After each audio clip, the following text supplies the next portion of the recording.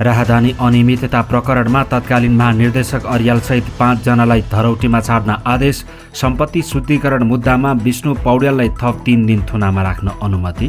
गाडी जाँच पासमा त्रुटि भेटिएपछि भन्सार विभागका महानिर्देशक मन्त्रालय तानिए। निमित्त महानिर्देशकको जिम्मेवारी भरतमणि पाण्डेयलाई दिइयो। म्यान पावर नवीकरणमा सरकारको ब्रेक। श्रमिकको उजुरी फर्चोट नगरे लाइसेन्स नै खारेज हुने। व्यवसायमा छटपटी।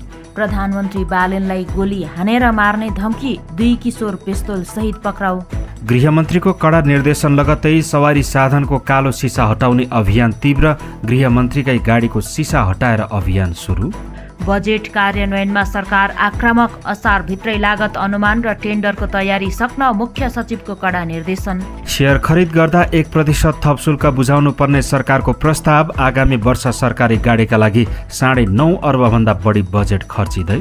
म्यानमारकी बन्दी नेत्री सुकी जीवित नरहेको आशंका। उनको छोराद्वारा सैन्य दाबीबारे ठोस प्रमाण माग। र 5 पटकको विश्व विजेता ब्राजिल विश्वकपको अन्तिम 16मा प्रवेश। अग्रता जोगाउन नसक्दा जापान 2-1 गोलले पराजित। आजको खबरमा खबर सहयात्री कवि थापासँगै कुल तामाको नमस्कार। आज मिति 2083 साल असार 16 गते मंगलबार, सन् 2026 जुन 30 तारिक, नेपाल सम्वत 1146। आज बिहान 5:11 झुल्किएको घाम बेलुकी 7:03 अस्त हुनेछ। आजको खबर सुरु गरौं। राहदानी अनियमितता प्रकरणमा पक्राउ परेकाहरूसँग धरौटी माग भएको सम्बन्धी प्रसङ्गबाट। विशेष अदालतले राहदानी छपाई अनियमितता प्रकरणमा पक्राउ परेका 5 जना आरोपितहरूसँग धरौटी माग गरेको छ।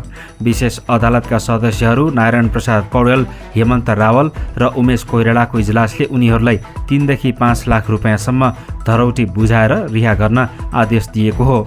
अदालतले राहदानी विभागका तत्कालीन महानिर्देशक तीर्थराज अर्यालसँग 5 लाख र निर्देशक सुनिल कुमार केसीसँग 4 लाख रुपियाँ धरौटी माग गरेको छ। यस्तै अन्य कर्मचारीहरू सोमेश थापा र विपिन प्रसाईसँग जनहित 3-3 लाख तथा जर्मन कम्पनीका नेपाल प्रतिनिधि मनिन्द्र राज मल्लसँग 5 लाख रुपियाँ धरौटी माग गरिएको छ। यसैगरी सोही प्रकरणमा जोडिएका तुलसी प्रसाद आचार्य र राजाराम दाहाललाई भने अदालतले साधारण तारिखमा रिहा गर्न आदेश दिएको छ। यसैबीच पूर्व उपप्रधान तथा अर्थमन्त्री एवं नेकपा एमालेका वर्तमान उपाध्यक्ष विष्णु प्रसाद पौडेलमाथि कानुनी फन्दा थप कसिँदै गएको छ। सम्पत्ति शुद्धिकरण सम्बन्धी गम्भीर मुद्दामा अनुसन्धानका लागि विशेष अदालतले उनलाई थप 3 दिन थुनामा राखेर अनुसन्धान गर्न अनुमति दिएको छ।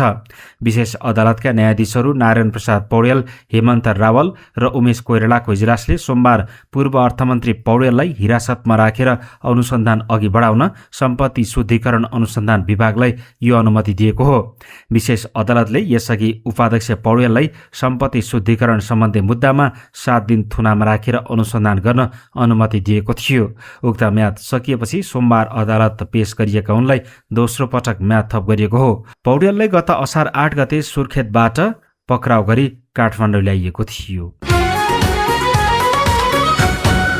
अर्थ मन्त्रालयले भन्सार विभागका महानिर्देशक श्यामप्रसाद भण्डारीलाई मन्त्रालयमा तानेको छ। सोमबार अर्थमन्त्री स्वर्णिम वाग्लेको मन्त्रीस्तरीय निर्णयबाट भण्डारीलाई मन्त्रालयमा तानिएको हो। गएको जेठ 15 गते आसपास रसुवा भन्सारबाट भएका गाडी जाँच पासमा गम्भीर त्रुटि देखिएपछि यसअघि 13 जना कर्मचारीलाई कारबाही गरिएको थियो। सोही प्रकरणमा विभागीय प्रमुखका नाताले नैतिक जिम्मेवारी बनाउन भन्दै महानिर्देशक भण्डारीलाई मन्त्रालयमा तानिएको अर्थ मन्त्रालयले जनाएको छ। भण्डारी 2082 भदौ 1 गते भन्सार विभागको महानिर्देशकको जिम्मेवारीमा रहेका थिए। उनलाई मन्त्रालय सरुवा गरेसँगै विभागको निमित्त महानिर्देशकको जिम्मेवारी भरतमणि पाण्डेलाई दिइएको छ। मितव्ययिता अपनाउने सरकारी घोषणा बीच आगामी वर्ष नयाँ गाडी किन्न मात्रै 2 अर्ब 93 करोड 35 लाख रुपियाँ छुट्याइएको छ। गत भदौमा भएको जेनजी आन्दोलनका क्रममा 7.5 अर्ब रुपियाँ भन्दा बढी मूल्यका सरकारी गाडीमा क्षति पुगेपछि सरकारले नयाँ खरिदलाई प्राथमिकता दिएको हो। गाडी किन्न सबैभन्दा बढी बजेट नेपाली सेना र प्रहरीका लागि छुट्याइएको छ। नेपाली सेनाका लागि 94 करोड 4 लाख रुपियाँ, सशस्त्र प्रहरी बलका लागि 51 करोड 75 लाख रुपियाँ रुपैयाँ, सर्वोच्च अदालतका लागि 40 करोड 48 लाख रुपैयाँ विनियोजन गरिएको छ। सैनिक हवाई महानिर्देशनालयलाई 38 करोड 10 लाख रुपैयाँ, प्रहरी प्रधान कार्यालयलाई 29 करोड 55 लाख रुपैयाँ र अर्थ मन्त्रालयमा भइपरि आउने विकास कार्यक्रमका लागि 20 करोड रुपैयाँ छुटाइएको छ।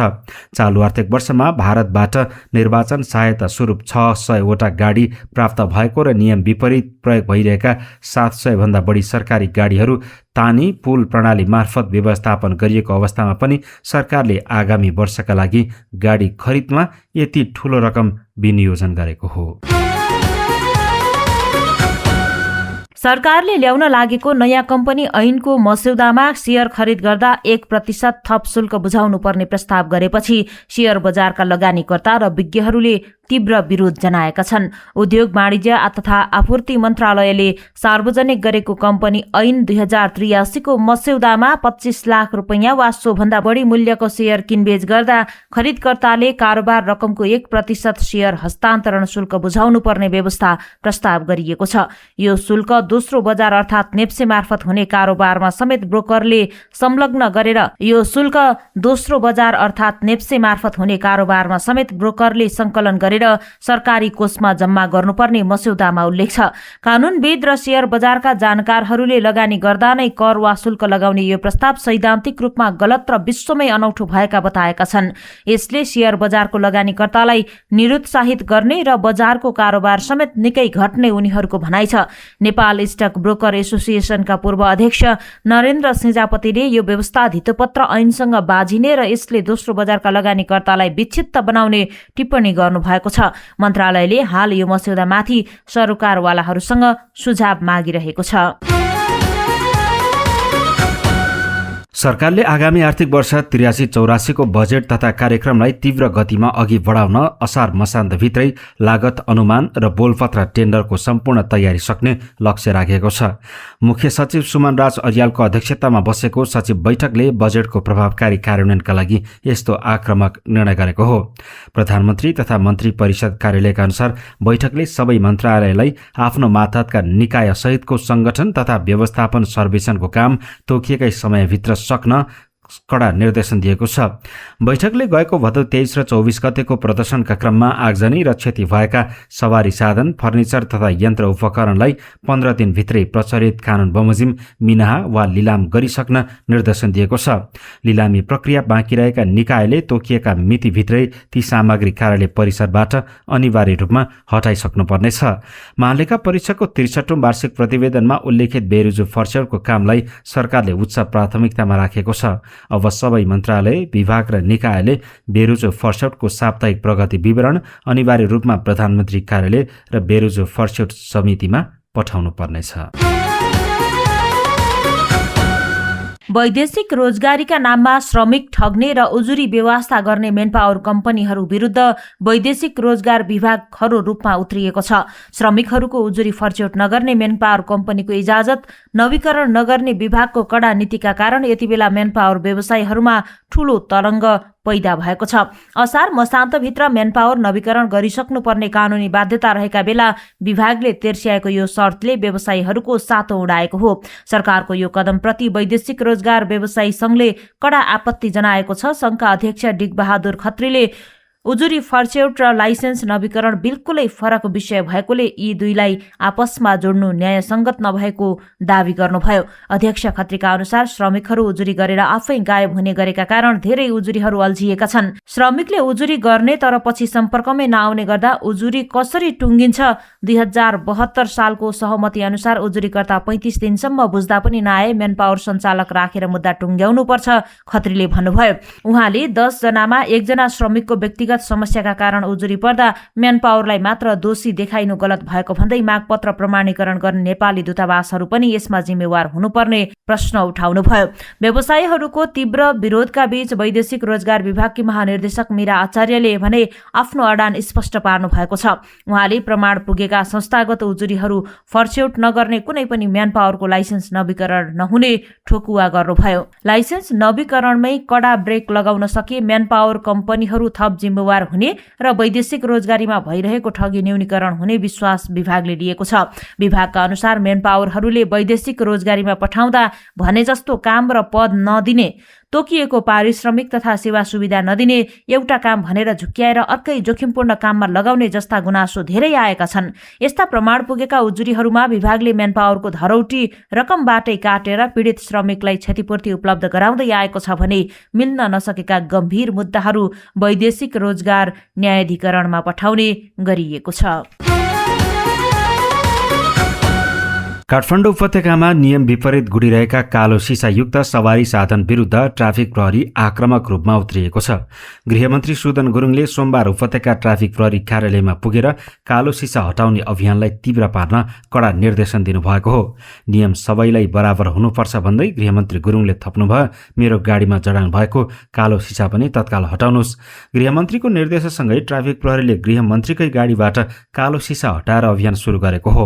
कम्पनीबाटै कालो सिसा जडान भएर आएका गाडीहरूको हकमा के गर्ने भन्ने बारे ट्राफिक प्रहरीले गाडी विक्रेता कम्पनीहरूसँग छलफल गरेको छ। उपत्यका ट्राफिक प्रहरी कार्यालयका सूचना अधिकारी एसपी नरेश सुवेदीले कम्पनीबाटै आएका सिसाहरू परिवर्तन गर्ने विषयमा छलफल भइरहेको जानकारी दिनुभयो। सुरक्षा संवेदनशीलताका कारण अब उपत्यकाका सडकमा कुनै पनि वाहनमा कालो सिसा राखेर गाडी गुडाउन नदिने ट्राफिकले चेतावनी दिएको छ। रुकुम पश्चिममा साम्प्रदायिक सहिष्णुतामा खलल पुर्याउने प्र्याङ्क भिडियो बनाएको आरोपमा प्रहरीले पीडित भनिएका युवा सहित 3 जनालाई पक्राउ गरेको छ। बफीकोट गाउँपालिकाका डिल्ली बहादुर ओली र राजन केसीले कपिलवस्तुका बेकरी डेलिभरी बोय रघुवीर कोरीलाई मधेसी मुलकै कारण दुर्व्यवहार गर्दै लखेटेको भिडियो सामाजिक सञ्जालमा भाइरल भएको थियो। तर प्रहरी अनुसन्धानका क्रममा यो कुनै वास्तविक घटना नभई पीडित भनिएका कोरीकै आपसी मिलेमतो र योजनामा बनाइएको प्र्याङ्क भिडियो भएको खुल्न आएको छ। रुकुम पश्चिमका डीएसपी वेद पौडेलका अनुसार पक्राउ परेका 3 जना विरुद्ध सार्वजनिक शान्ति खलल पार्न नहुने कसुरमा अदालतबाट 7 दिनको म्याद थपेर अनुसन्धान भइरहेको छ। भिडियो भाइरल भएपछि गृहमन्त्री सुदन गुरुङले समेत संलग्नहरूलाई हदैसम्मको कारबाही गर्न निर्देशन दिनुभएको थियो। प्रधानमन्त्री बालेन शाहलाई गोली हान्ने चेतावनी दिने 2 जना किशोर धनुषाबाट पेस्तोल र गोलीसहित पक्राउ परेका छन्। पक्राउ पर्नेमा धनुषाको मुखिया पट्टिका कमन यादव र सुधीर मुखिया रहेका छन्। धनुषाका प्रहरी उपरीक्षक रूपेश खड्काका अनुसार उनीहरूको साथबाट एक थान पेस्तोल र 2 राउन्ड गोली बरामद गरिएको छ। मदिरा र लागु औषधको नशामा लट्टिएका उनीहरूले बालेन शाहले गाउँको विकास नगरेको भन्दै गोली हान्ने धम्की दिएको भिडियो सामाजिक सञ्जालमा बाहिरिएपछि प्रहरीले उनीहरूलाई नियन्त्रणमा लिएको हो। घटनाबारे थप अनुसन्धान भइरहेको प्रहरीले जनाएको छ। सभामुख डोलप्रसाद अर्यालले जनप्रतिनिधिहरूलाई आफ्नो भूमिकाप्रति थप जिम्मेवार बन्न आग्रह गर्नुभएको छ। प्रतिनिधि सभा सदस्यहरूका लागि संघीय संसद सचिवालयले सोमबारदेखि सिंहदरबारमा आयोजना गरेको 2 दिने अभिमुखीकरण कार्यक्रमको उद्घाटन गर्दै सभामुख अर्यालले यस्तो बताउनु भएको हो। मतदाता र आम जनताले सांसदहरूको काम, व्यवहार र शैलीलाई नजिकबाट नियालिरहेको उल्लेख गर्दै उहाँले संसदीय मर्यादा र गरिमा अनुसार प्रस्तुत हुन सांसदहरूलाई सुझाव दिनुभयो। कानून निर्माण प्रक्रियालाई प्रभावकारी बनाउन सांसदहरू थप अध्ययनशील र प्रविधि मैत्री हुनुपर्नेमा उहाँको जोड थियो। आजसम्म चल्ने अभिमुखीकरण कार्यक्रममा सांसदहरूलाई संसदीय प्रणाली, प्रक्रिया र विभिन्न अभ्यासका बारेमा जानकारी दिइने संसद सचिवालयले जनाएको छ। त्रिभुवन विश्वविद्यालयहरूले क्याम्पसहरूमा वर्षौंदेखि चल्दै आएको दलगत राजनीतिको दादागिरी अन्त्य गर्न ऐतिहासिक कदम चालेको छ। त्रिवीले आफ्नो सबै आङ्गी क्याम्पसहरूलाई 60 दिनभित्र दलीय विद्यार्थी संगठनका संरचनाहरू पूर्ण रूपमा हटाउन कडा निर्देशन दिएको हो। शिक्षा मन्त्रालय र विश्वविद्यालय अनुदान आयोगको निर्णयलाई कार्यान्वयन गर्दै त्रिवीले शैक्षिक क्षेत्रमा हुने राजनीतिक हस्तक्षेप र गुणस्तर गिरावट रोक्ने यो कठोर निर्णय लिएको हो। अब क्याम्पसहरूमा दलका झण्डा र राजनीतिक अखाडाहरू निषेध गरिनेछन्। त्यसको सट्टा विद्यार्थीहरूको वास्तविक समस्या र आवाज उठाउनका लागि आगामी 90 दिनभित्र स्टुडेन्ट काउन्सिल वा भोइस अफ स्टुडेन्ट जस्ता विशुद्ध प्राज्ञिक संयन्त्रहरू गठन गर्न भनिएको छ। त्रिवी विद्यार्थी कल्याण निर्देशनालयले यो आदेश तत्काल पालना गरी केन्द्रबाट रिपोर्ट बुझाउन क्याम्पसहरूलाई अन्तिम अल्टिमेटम दिएको छ। यता नेपाल रेड क्रस सोसाइटीले पनि आफ्नो सांगठनिक सुधारका लागि भन्दै राजनीतिक दल र तिनका भातृ संगठनमा आबद्ध भएका व्यक्तिहरूलाई तत्काल रेड क्रसको सदस्यता त्याग्न कडा निर्देशन दिएको छ। रेड क्रसले एक सार्वजनिक अनुरोध जारी गर्दै राजनीतिक ओतप्रोत सहेर बस्न नसकिने र दोहोरो भूमिकामा रहेकाहरूलाई तत्काल अलग हुन अल्टिमेटम दिएको हो। देशको सबैभन्दा ठूलो मानवीय संस्थामा राजनैतिक दलहरूको अत्याधिक प्रभाव र हस्तक्षेपका कारण समस्याहरू जटिल बनेको भन्दै चौतर्फी आलोचना भएपछि रेड क्रसले यो आक्रामक नीति अख्तियार गरेको हो। राज्यका उच्च पदस्थ अधिकारीहरूलाई प्रयोग गरिने सम्माननीय र माननीय जस्ता सम्बोधन हटाउन माग गर्दै दायर गरिएको रिट निवेदन सर्वोच्च अदालतले दर्ता गर्न अस्वीकार गरेको छ। अधिवक्ता कुमार प्रसाद थपलियाले यस्ता सम्बोधनहरूले सामन्ती संस्कार झल्काउने र नागरिकलाई होच्याउने दावी गर्दै प्रधानमन्त्री कार्यालय विरुद्ध रिट दायर गर्नुभएको थियो। तर सर्वोच्च अदालत प्रशासनले यस्ता शब्दको प्रयोगबाट निवेदकको कुन मौलिक वा कानूनी हक हनन भयो र यसमा उहाँको के सरोकार छ भन्ने कुरा पुष्टि हुन नसकेको भन्दै सोमबार उक्त रिट दर्ता गर्न अस्वीकार गरिदिएको हो। नेपाल विद्यालय कर्मचारी परिषदले सामुदायिक विद्यालयमा कार्यरत कर्मचारीहरूको विभिन्न समस्या समाधान गर्न माग गर्दै शिक्षा विज्ञान तथा प्रविधि मन्त्री सस्मित पोखरेललाई 7 बुँदे ज्ञापन पत्र बुझाएको छ। लामो समयदेखि न्यून तलब र अस्थिर सेवामा काम गरिरहेका कर्मचारीहरूको सेवा सुविधा र कानुनी व्यवस्था सुनिश्चित गर्न परिषदले सरकारको ध्यानाकर्षण गराएको हो। परिषदले संघीय शिक्षा ऐन मार्फत विद्यालय कर्मचारीको स्थायी दरबन्दी र सेवा शर्तको स्पष्ट व्यवस्था गरिनुपर्ने, तलब भत्ता तथा सेवा सुविधा निजामती कर्मचारी सरह संघीय बजेटबाटै बिहोर्नुपर्ने, हाल कार्यरत कर्मचारीहरूलाई अनुभवका आधारमा स्थायी प्रक्रियामा लैजानुपर्ने, सामाजिक सुरक्षा, स्वास्थ्य बीमा र पेन्सनको व्यवस्था हुनुपर्ने र ऐन जारी नभएसम्म आगामी आर्थिक वर्षको बजेट मार्फत पारिश्रमिक वृद्धि गरिनुपर्ने माग राखेको छ। नवलपरासीको नेपाली भूमि जोगाउँदै आएका सुस्तावासीले आफ्नो आधारभूत माग पूरा गराउन आगामी साउन पहिलो सातादेखि काठमाडौँ केन्द्रित आन्दोलन गर्ने भएका छन्। नागरिकता, भूमि अधिकार र सीमा सुरक्षा जस्ता विषयमा सरकारले वर्षौंदेखि बेवास्ता गरेपछि उनीहरूले सिंहदरबार घेर्ने तयारी गरेका हुन्। सुस्ता बचाउ अभियान र सुस्ता बचाउ युवा अभियानले संयुक्त पत्रकार सम्मेलन गर्दै सरकारी उपेक्षाका कारण आफूहरू नागरिकता र भूमिहीन हुनुका साथै भारतीय सुरक्षाकर्मीको चेपुवामा परेको गुनासो गरेका छन्। सुस्तामा रहेका करिब 120 घरधुरी मध्ये अझै पनि 100 भन्दा बढी युवा नागरिकता विहीन छन्। नागरिकता नहुँदा उनीहरू शिक्षा, रोजगारी र बैंकिङ सेवा जस्ता आधारभूत अधिकारबाट वञ्चित भएका छन्। आन्दोलनकारीहरूले सुस्तावासीलाई तत्काल नागरिकता उपलब्ध गराउन, भोगचलन गरिरहेको जग्गाको लालबुर्जा वितरण गर्न र सीमा सुरक्षा मजबुत बनाउँदै शिक्षा, स्वास्थ्य तथा सडक जस्ता पूर्वाधारको व्यवस्था गर्न सरकारसँग माग गरेका छन्। चालु आर्थिक वर्षमा बैंक तथा वित्तीय संस्थाहरूले आफ्ना देशभरका 149 वटा शाखा बन्द गरेका छन्। खास गरी वाणिज्य बैंक तथा विकास बैंकहरूले महानगरपालिकाभित्र रहेका धेरै शाखा बन्द गरेको तथ्याङ्कले देखाएको छ। शाखा बन्द गरे पनि बैंकहरूले कर्मचारी कटौती गर्न भने पाउँदैनन्। नेपाल राष्ट्र बैंकले चालु आर्थिक वर्षको मौद्रिक नीतिको पहिलो त्रैमासिक समीक्षा मार्फत महानगरपालिकाभित्र धेरै शाखा रहेको अवस्थामा स्वयंले निर्णय गरी गाभ्न वा एकीकरण गर्न पाउने व्यवस्था गरेको थियो। मौद्रिक नीतिको यो व्यवस्थापछि केन्द्रीय बैंकले 2082 मङ्सिर 29 गते निर्देशन जारी गर्दै कर्मचारी कटौती नगरी वा अनावश्यक दुःख नदिई शाखा एकीकरण गर्न सक्ने व्यवस्था गरेको थियो। सोही अनुसार काठमाडौँ, ललितपुर, पोखरा, विराटनगर, वीरगञ्ज र भरतपुर महानगरपालिकामा रहेका 7 वाणिज्य बैंक र 3 विकास बैंकका 118 शाखा गाभिएका छन्। तर चालु आर्थिक वर्षको वैशाखसम्म भने बैंक वित्तीय संस्थाका 149 शाखा घटेका छन्। अब अन्तर्राष्ट्रिय खबर। म्यानमारकी बन्दी प्रजातन्त्रवादी नेत्री आङ सान सुकीका कान्छा छोरा किम एरिसले सैन्य सरकार जुन्तासँग आफ्नी आमा जीवित रहेको ठोस प्रमाण माग गरेका छन्।